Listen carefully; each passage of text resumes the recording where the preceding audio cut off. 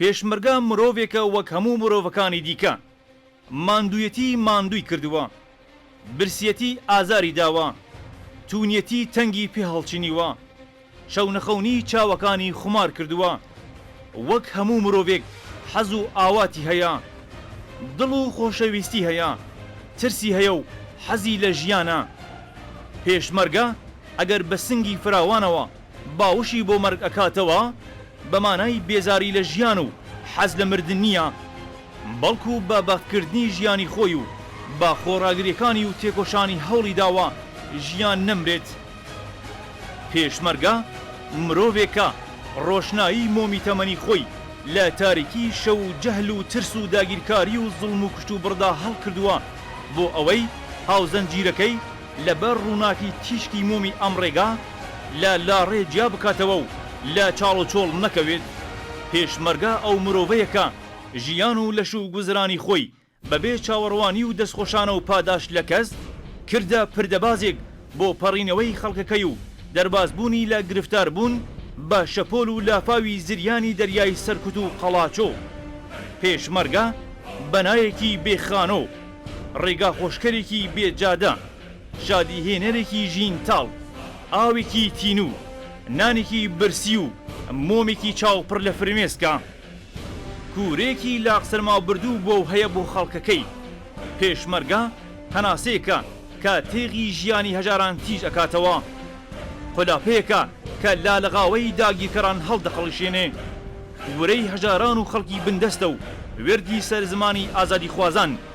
چیرۆکی خەونەکان و ترس و دڵە خۆرپە لەسەر دڵی دوژمنانی مرۆڤایەتیە. پێشمەرگەی کۆمەڵە تەنیا هێزێکی چەکدار نەبووە، بەڵکو هێزێک بۆ هەیەکە چەک یەکێک لە کەرەسەکانی خەبات و بەرخۆدانیەتی. پێشمەرگەی کۆمەڵە هێزێکی خوڵقێنەر و نێخواز بووە کە بە هەزری بیرۆڕوانین و قەڵەمی دەستی، هونەر و زانستی بە چەکیشانی و بە ماندووبوونی سەدان و هەزاران حەماسیان لە مەیدانە جۆرا و جۆرەکانی خەباتی ڕەوای گەلی کورد بۆ گەیشتن بە ئاواتەکانی ئەو خەڵکە بندەستە تۆمار کرد. کۆچی مێژووی مەریوان، حەماسەی نەورۆزی خوێناوی سنام، شۆڕەکانی شار و دێهات، بنکەکانی زەحمەتکێشان، یەکێتی جووتیاران، جامعەی موعەلمین، ڕێکخراوەکانی خوێندکاری، سەندیکا کرێکاریەکان، ڕێکخراوەکانی ژنان و منداڵان، خوێندن و فێرکردن بە زمانی کوردی، بەگژداچوونەوەی بیرۆکەی ئرتجاعی، بەگژداچوونەوەی کولتوری پیاومەزنی و پشتیوانی لە خەباتی ژنان و هێنانی ژنان بۆ ناو ڕیزەکانی خەبات و ڕێخستنیان بە کۆمەڵ، پشتیوانی لە خەباتی هەژاران و بندەستان لە دژی مالەکانی خاوەندە ساڵات، بەگژداچوونەوەی هەموو دابوونەریتی کۆن و هێنانی فەرهەنگ و کولتوریکی نوێ، هەڵدان بۆ بوژاندنەوەی سفرەی کرێکاران و هەژاران و زەحمەتکێشانی کوردستان، گەشەدان بە هونەر و ئەدەبیاتی کوردی، هەوڵدان بۆ پەرەپێدانی زانست، بۆ نمونە ناردنی سەدان مامۆستای پێشمەرگا بۆ دێهاتەکان و کردنەوەی خوێندنگاکان، سەدان و هەزاران حەماسە لە بەرخۆدان و خۆڕاگری لە مەیدانەکانی شەڕ و بەرەنگاربوونەوە لەگەڵ دوژمنانی داگیرکەری کوردستان. ئەوانە تەنیا سەردێڕی چەندین کار و چالاکی ئەو هێزە شۆڕژگێڕەیەکە بە درێژایی مێژووی خۆی سوور بووە لەسەری و بۆی تێکۆشاوە و چالاکی بۆ نەوەندووە. کاتێک ئەم هێزە ژنی خەباتکار و مافخواز و یەکسانی خوازی تێکەڵ بەخۆی کرد، کاتێک دژی کۆنەپەرستی و دواکەوتووی وەستایەوە، کاتێک پشتیوانی لە خەباتی جووتیارانی ڕەشڕوود کرد، کاتێک بووە بڵینگۆی کرێکاران و هاندەریان بوو بۆ ڕێخستنیان، کاتێک لە بەرامبەر هێزی دڕندە و شەڕکەر و داگیرکەری کۆماری ئیسلامیدا وەستایەوە، قەت بیری لە بەرژەوەندی خۆی وەک هێز نەکردەوە، قەت بیری لە گەورەبوون و پەرەستەندنی خۆی نەکردەوە، بەڵکو بیری لە بەرهەقبوونی ئەو تێکۆشانە کردووە کە بتوانێت داخوازی ڕەواکان بێنێتە دی. هەر بۆیە پێشمەرگەی کۆمەڵە تەنیا لەگەڵ کۆماری ئیسلامی ڕۆبەڕوو نەبووتەوە، بەڵکو لەگەڵ هەموو ئەو مێشکانەی کە دژی یەکسانی ژن و پیاوبوون وەستایەوە.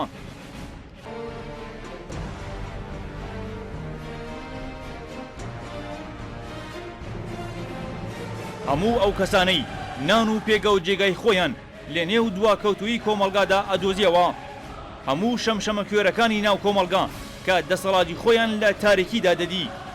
کاتێک هێزێکی پۆڵاین سنگی کردە خەڵغانی پاراستنی گەلەکەی و دژی هێرشی داگیرکەران بەبێ ڕاڕایی وەستایەوە هەموو ئەوانە بەجۆرێک بوونە نەیار و دژمنی کۆمەڵە یان بەجۆرێک دووریان لا کۆمەڵە گرت و بەرهەڵەستی ئەو هێزە شۆڕژگەڕا وەستانەوە بەڵام هێزی پێشمەرگەی کۆمەڵە بە بیرێکی پۆڵاینەوە بۆ پشتیوانی لەوانەی کە بەرهەق سڵی نەکرد و بەردەوام بە تێکۆشان بەرەو پێشچوو ئەمڕۆکە هیچ ئینسانێکی خاوەن وجدان ناتوانێت ئینکاری دەور و نەخشی ئەو هێزە بکات لەو شۆڕەشە فەرهەنگیە و پێشمەرگەی کۆمەڵە لەناو کۆمەڵگادا ئەنجامیدا بەهێزکردنی هێزی پێشمەرگەی کۆمەڵە بەهێزکردنی باسکی چەکداری کرێکاران و زەحمەتکێشانی کوردستانە کە چرای ڕووناکی موژدەبەخشی ئازادی خەڵک و وڵاتە بۆ دوا ڕۆژ فێرگەی پێشمەرگایەتی کۆمەڵە ئەو قوتابخانەیەکە تێیدا وانەی مرۆڤایەتی و خۆڕاگری و خۆنەویستی تێیدا دەوترێتەوە قوتابخانەی کە نەسلێک لە لاوانی کوردستان بۆ ئێستا و داهاتووی وڵات ئامادە ئەکات لە فێرگەی کۆمەڵەدا وانەی بەرگری وانەی ماف و ئاواتەکان ئەوترێتەوە قوتابخانەیەکە کە تێیدا نەهێشتنی هەر چەشنە نابەرابەری و چەوستاندنەوەیەک و مافی تاک و گەل بنەمای فێرکاریەکانیەتی بژی هێزی پێشمەرگەی کۆمەڵە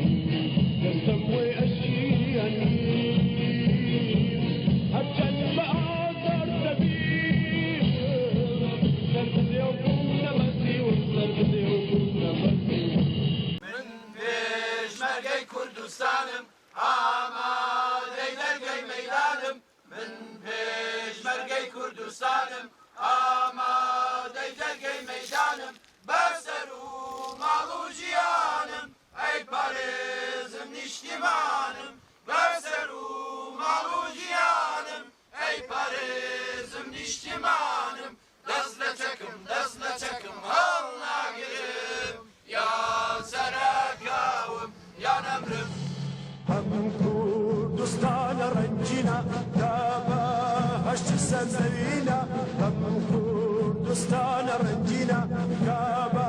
هەشتی سەرزەوینە بەم کوردەی بەشی لەم ژینە دینی وشتن و بڕینە بەم کوردەی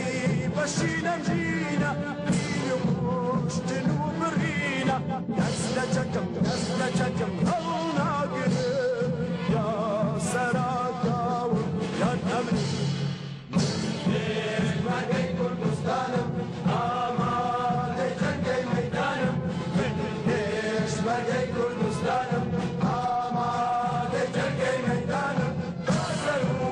ماڵ و ژیانم ئەی بەڕێزم نیشتمانم بەسەر و ماڵ و ژیانم ئەی بەڕێزم نیشتمانم دەست لە چەکم دەست لە چەکم هەڵ ناگرم یا سەراتاوم یا ئەمن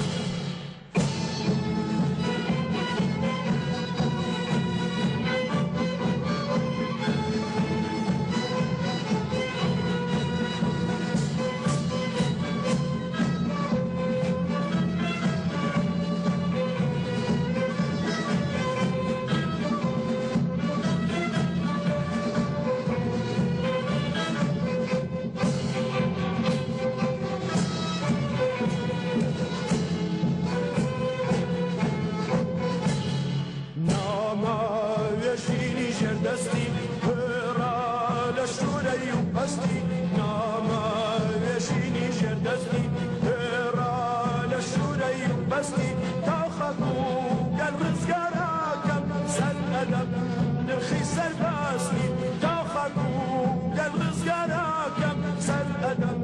نرخی سەرباستی دەست لە چەکم دەست لە چەکم هەڵ ناگرم یا سەراتاوم یان ئەمرم پێشمەرگەی کوردستانم ئامادەی جەنگەی مەیدانم پێشمەرگەی کوردستانم ئامادەی جەنگەی مەیدانم بەسەر و ماڵ و ژیانم ئەی بەڕێزم نیشتمانم بەسەر و ماڵ و ژیانم ئەی بەڕێزم نیشتمانم دەست لە چەکم دەست لە چەکم هەڵ ناگرم یا سەراتاوم یان ئەمن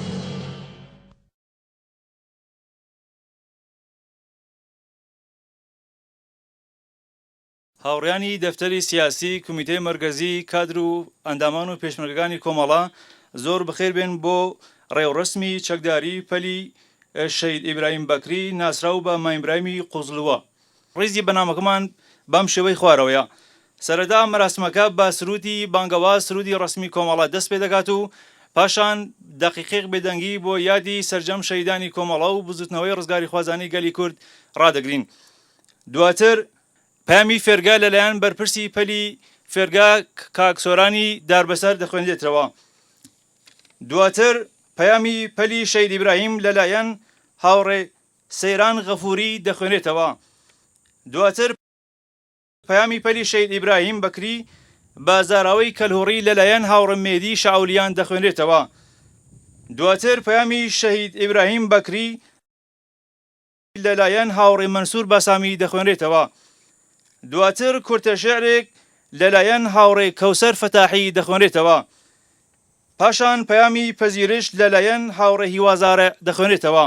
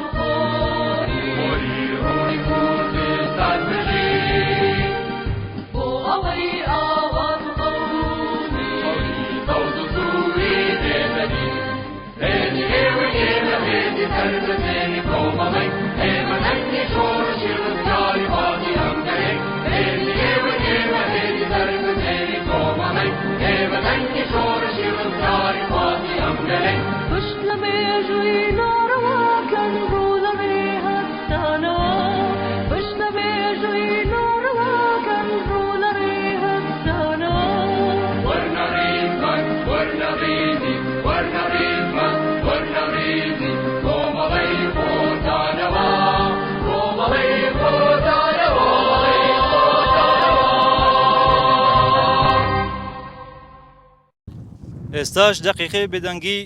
بۆ یادی پاکی شەهیدانی کۆمەڵە و هەموو شەهیدانی بزوتنەوەی ڕزگاری خوازانەی گەلی کۆ ڕادەگرین.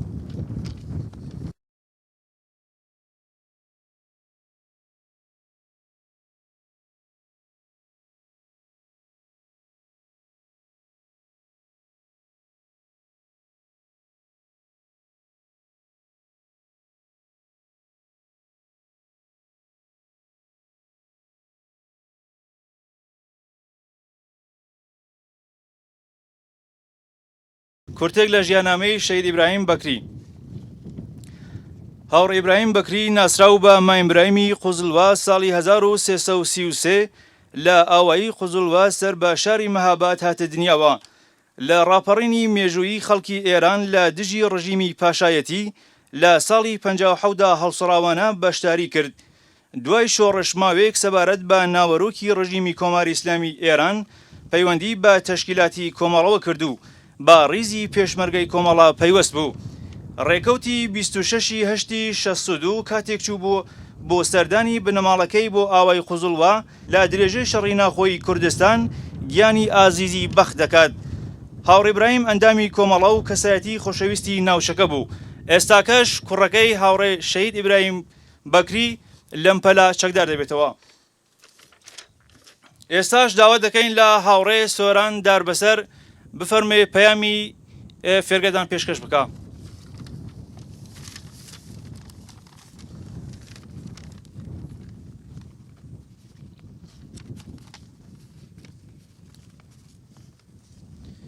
میوانە بەڕێزەکان، هاوڕێیانی ئازیز و سەرجەم بەشداربانی خۆشەویست، بەخێر بێن بۆ ڕێوەڕەسمی چەکداربوونی پەلی شەهید ئیبراهیم بەکری. ئەمڕۆ پۆلێک لە کچان و کوڕانی خەباتکاری شۆڕشگەری کوردستان دوای تێپەڕکردنی دەورەی سیاسی نظامی فێرگەی کۆمەڵە توانیان دەورەکەیان بەسەرکەوتوانە تەواو بکەن و پەیوەست بن بە ڕیزی پڕ لە سەروەری شانازی پێشمەرگەی کۆمەڵەوە. هاوڕێیان تازە چەکدار بوو. هێزی پێشمەرگەی کۆمەڵە هێزێکی وشیار و تێکۆشەرە لە بزوتنەوەی ڕەوای بەرحەقی خەڵکی کوردستان و ڕابردووی پڕ لە سەروەری و شانازی و حەماسە خوڵقێنی پێشمەرگەی کۆمەڵە و هەنووکەش ئەم هێزای لە خۆ تیارکردن و ڕاهێنان و بارهێناندایە و خۆی بە پاڵپشتی بزوتنەوەی سیاسی مەدەنی خەڵکی کوردستان دەزانێت و بەو پەڕی هەست بە مەسئولیەتەوە مامەلەی لەگەڵ دەکات. هاوڕێیان،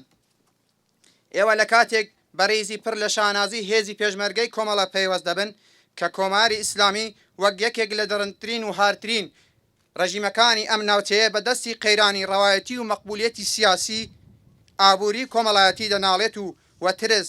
ترسی خەڵک و احتراز و ئاخێزی جەماوەری خەو لە دەسەڵاتدارانی کۆماری ئیسلامی زڕاندووە و هیچ مەتەرسێک بەقەدەر هێز هاتنە مەیدانی جەماوەری ئەوانی تووشی ناهومێدی نەکردووە.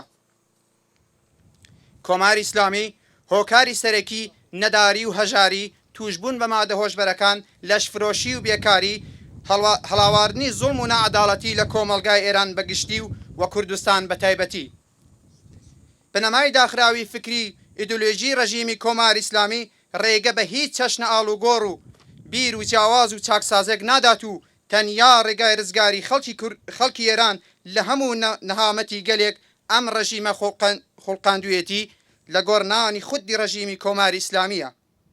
هاوڕێیان، جارێکی تر لە هەموو قۆناغەکانی ژیانتان هیوای سەرکەوتن و سەرەفرازیتان بۆ دەخوازم. سەرکەوێ بزوتنەوەی ڕزگاری خوازانی خەڵکی کوردستان، مەرگ و نەمان بۆ کۆماری سێدارە، بژی کۆمەڵە، بژی سوسیالیزم. بەسپاسەوە بۆ هاوڕێ سۆران داربەسەر. ئێستا پەلی تازەی شەهید ئیبراهیم بەکری چەک و کارتەکانیان لەلایەن هاوڕێ کەیوان کەریمی وەردەگرن. هاوڕێ سەیران غەفووری.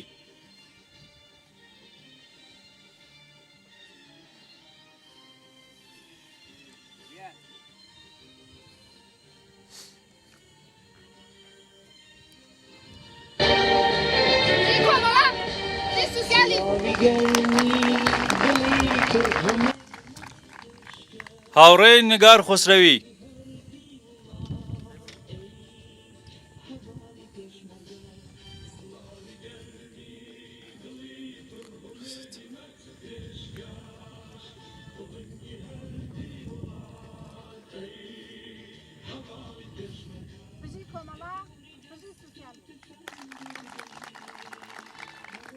هاوڕێ سەتار ڕەحمانی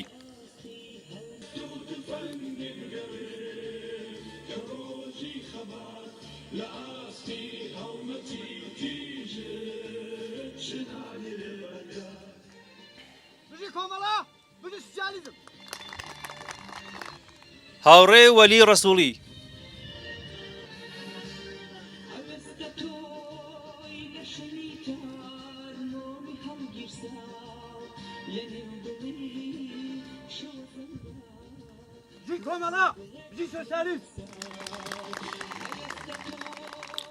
هاوڕێ سەیران ئەحمەدی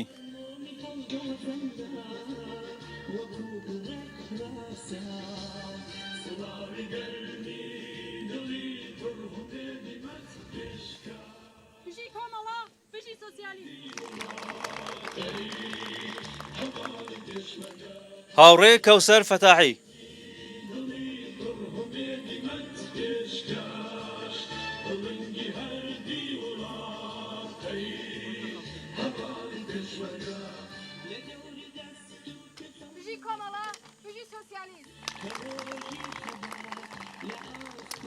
هاوڕێ فواد شێربەگی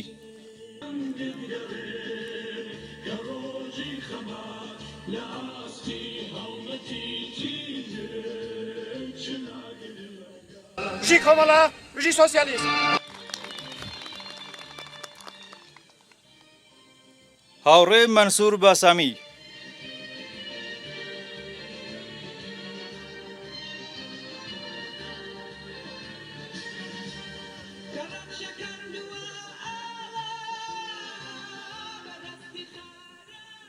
بژی کۆمەڵە بژی سوسیالیسم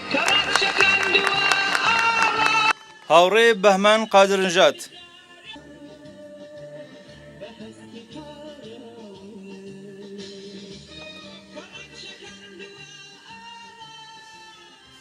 بژی کۆمەڵە بژی سوسیالیسم هاوڕێ وریا واحەدی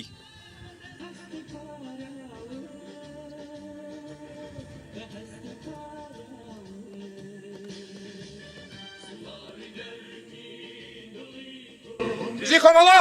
بژی سوسیالیسم هاوڕێ لوقمان ئاغازی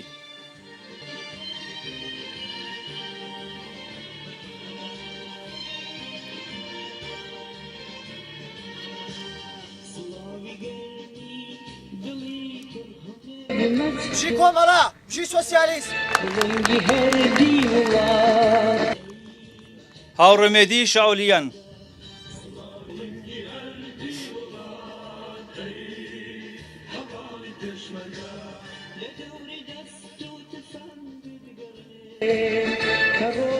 بژی کۆمەڵە بژی سۆسیالیسم هاوڕێ فواد بەکری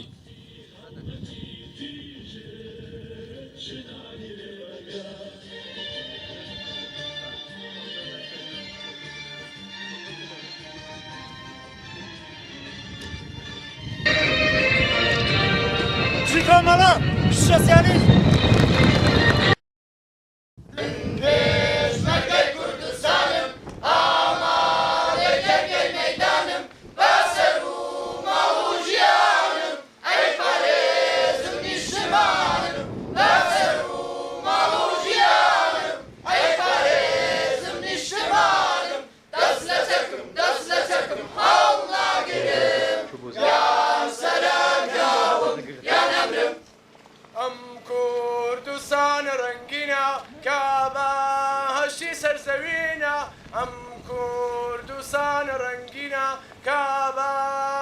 سەرزەوینە بەم کوردەی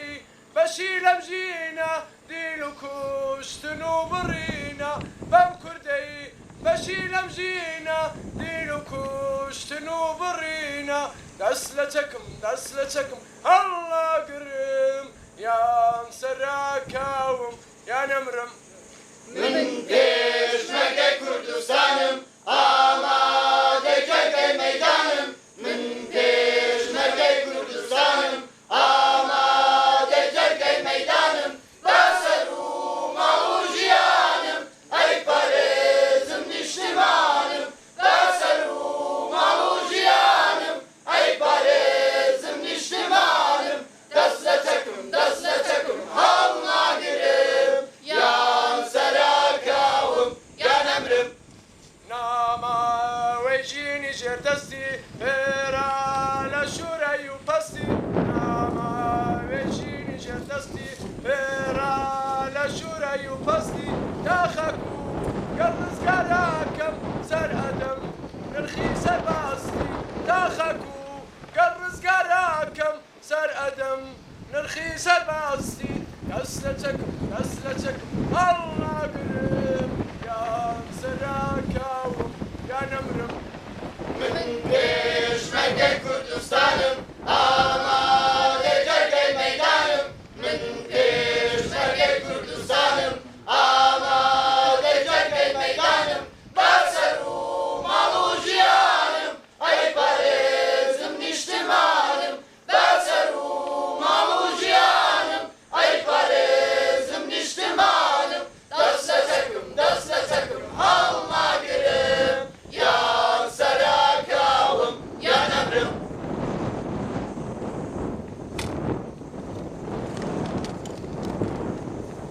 بژی کۆمەڵە بژی سوسیالیست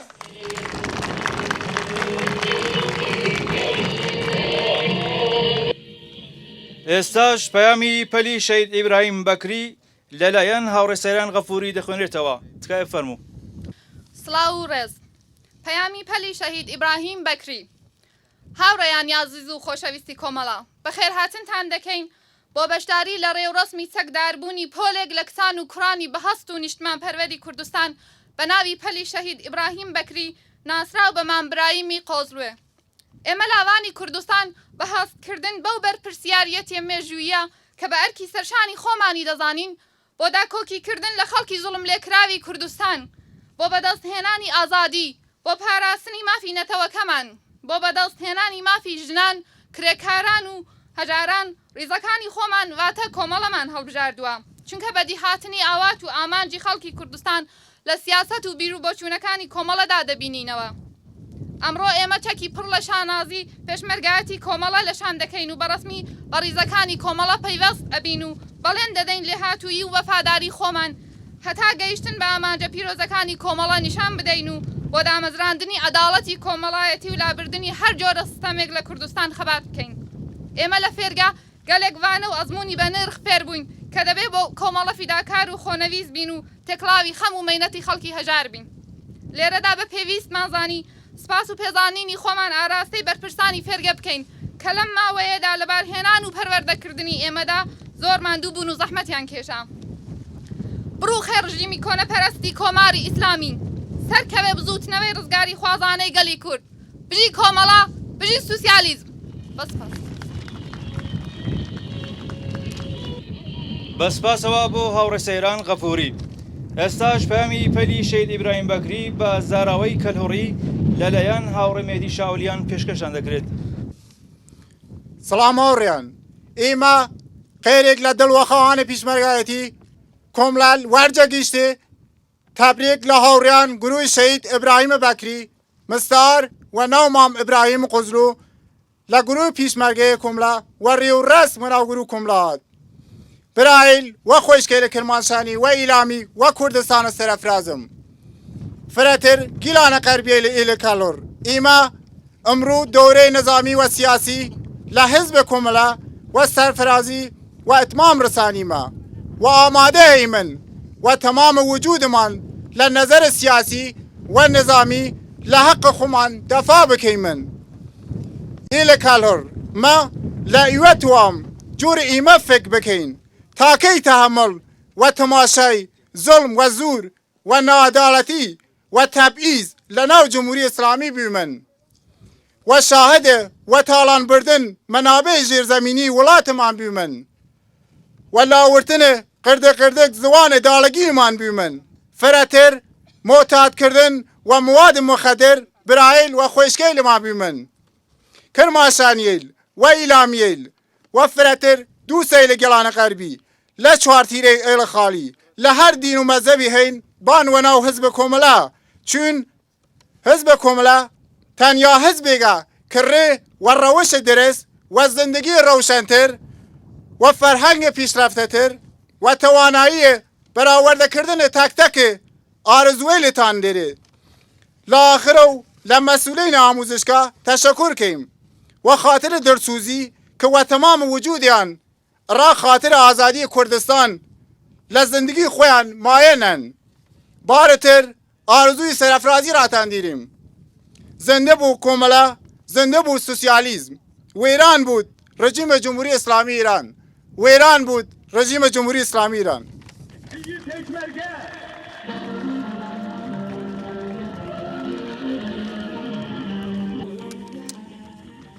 بەسپاسەوە بۆ هاوڕێمێدی شاولیان. ئێستاش پەیامی پەلی شەید ئیبراهیم بەکری بە زاراوەی هەورامی لەلایەن هاوڕێ مەنسوور باسامی پێشکەشتان دەکرێت. هاوڕێ مەنسوور تکایە. پەیام و پەل و شەید ئیبراهیم بەکری پێ خەڵک و هۆرامانی هاوڕێیانی وەشەویست بەشدار بێ وەشەویستەوە ئێڕێ ڕسمیە بەخێر بێتێ پێ مەراسم و چەکدار بێەوە پەل و شەید ئیبراهیم بەکری ئارو پەلێتەر جەکناچۆ کوڕە و نەتەوە پەروەر و بە هەست باوەڕ بە ئازادی یەکسان مرۆڤ و سیاسە جوانەکە و عەداڵەت پەروەر و کۆمەڵێ خەڵک و ڕۆژهەڵات و کورسانی ڕسمەن بە نامەی پەل و شەید ئیبراهیم بەکری ناسیە بە مامۆ ئیبراهیم قوزلووە بە شانازیەوە پێوەست مۆمی بەهیز و پێشمەرگا و کۆمەڵە شۆڕژگیر و زەحمەتکێشا و کورسان و ئێرانیوە وەچەک و پرژە شانازی کۆمەڵێ مەکەرمی شانەمارە ئاروکە بەپێی ئاسیاسەتە چەپەڵە و کۆمار و ئیسلامی ئێرانیا سپاناسەر و هەژاری و بێهیوایی و بێکاری و فاکتەرە کۆمەڵایەتەوە سیاسەکە و ژیان و مردم و هۆرامانی شوسەن چیر و سەختەرین فشارەکە و هەر جۆرە پەنابەردێ جوانە پێ وی کوشتێت توش پێ بە مادە سەرکەرەکە فرەبیێن و هەر پاسەژ ئامار و نوۆشیە دەروونەکە و ئامار و ژیاوبیە و زۆژەکە و ئامار و سەلووە تەمەن و زەواجی زیاشکردن تاوانش تا ڕادێ ژیان و خەڵک و هەرامانی و بە هاجوانەکە و مرۆڤی ودوچین و مەتەرسی هەر پێیانەیە گرنگ و پەیوەستن کە خەڵک و هۆرامانی ئاگاهانە بەرەنگە و ئی سیاسەتە دژە مرۆڤ و کۆمار ئیسلامی بووەوە نەوا بە قوربانی گاڵتەجار و سیاسەتە ناشرین و نالەبارەکە و دەوڵەت و جەهل و جەنایەت و ئیعدامی داواجە خەڵک و هەرامانی بەتایبەت کەناچە کوڕەلاوەکە مامەکەرمێ جەماف و ڕەوە و ملەتەکەیشە پشتیوانی کراوە و وەر و پیلانەکە و دەوڵەت و ئیرانی وە بندراوە پەیوەستی بە بەڕیز و پرجە شانازی پێشمەرگە و کۆمەڵێ چیگەنە یاگی وێشەن دەزوەشی جێکار بەدەسەوە فێرگە و کۆمەڵێ کەرمێ کە بە تەمام و تەوانی شاوە زەحمەت شاچەنی ئێمە کێشا فرەتەر چەنی ماف و گوێما و گەل و زەحمەت کێشا و کوردی ئاشنا کردێمێ مانینەوێ شاشەنە مەکەرمی دەستشا بە گەرمی مەگوشمێەوە سەرگن و بجوشتنەوە ئازادی واز و گەل و کوردی وێران بوو کۆمار و ئیسلامی ئێرانی بەسپاسەوە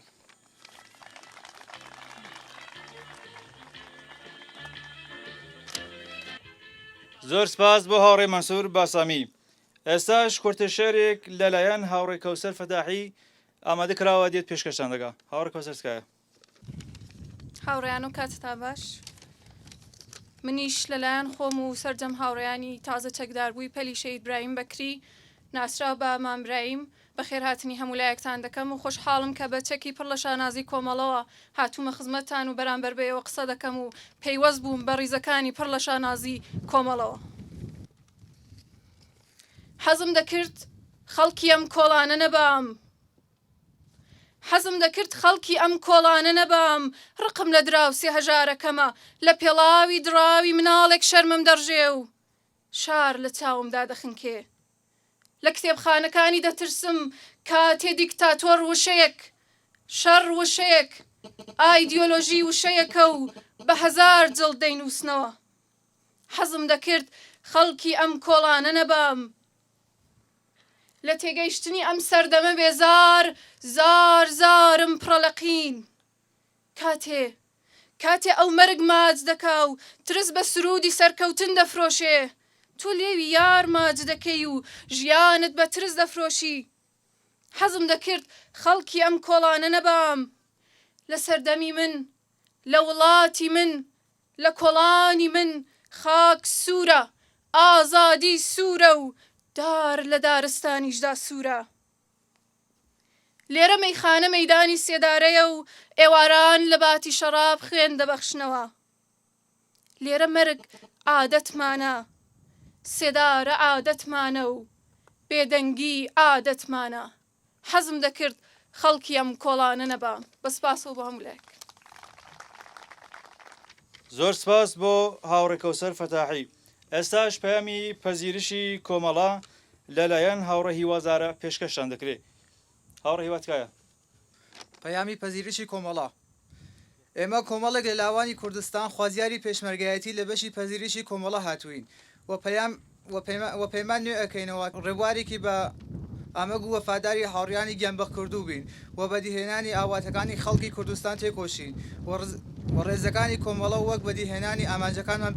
بەهێز بکەین هیوای سەرکەوتن بۆ هەموو ڕێزەکانی کۆمەڵە بە تایبەت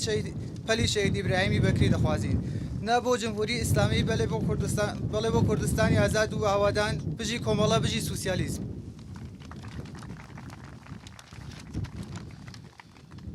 زۆر سپاس هاوڕێیان بۆ بەشداریتان بەشی یەکەمی مەراسمەکە لێرە کۆتایی پێهات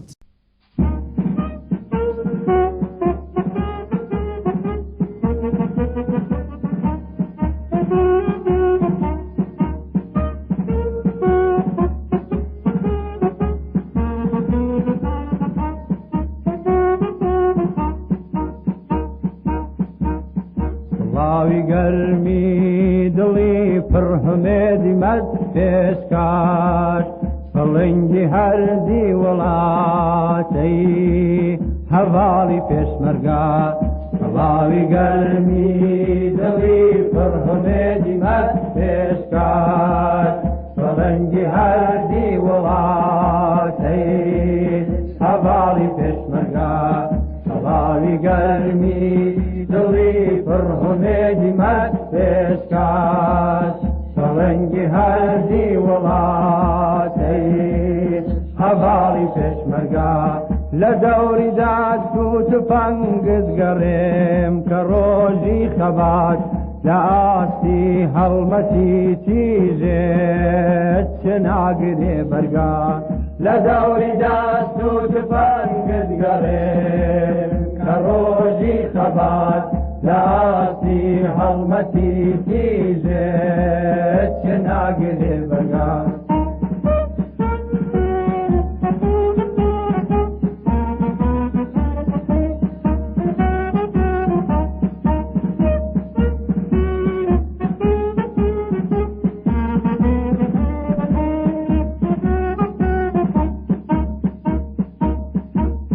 ئەوێستە تۆی لە شەوی تارمۆمی هەڵگیرتاو لە نێو دڵی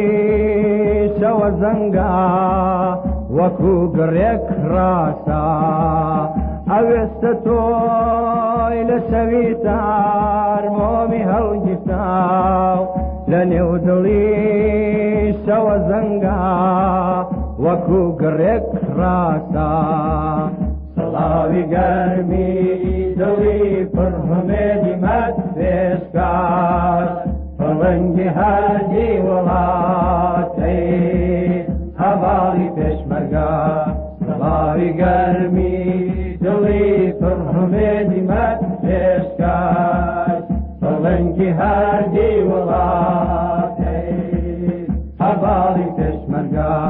لە دەوری داست و تفەنگت گەڕێم کە ڕۆژی خەبات لە ئاستی هەڵمەتی تیژێت چ ناگرێ بەرگا لە دەوری داست و تفەنگت گەڕێم کە ڕۆژی خەبات لە ئاستی هەڵمەتی تیژێت چ ناگرێ بەرگا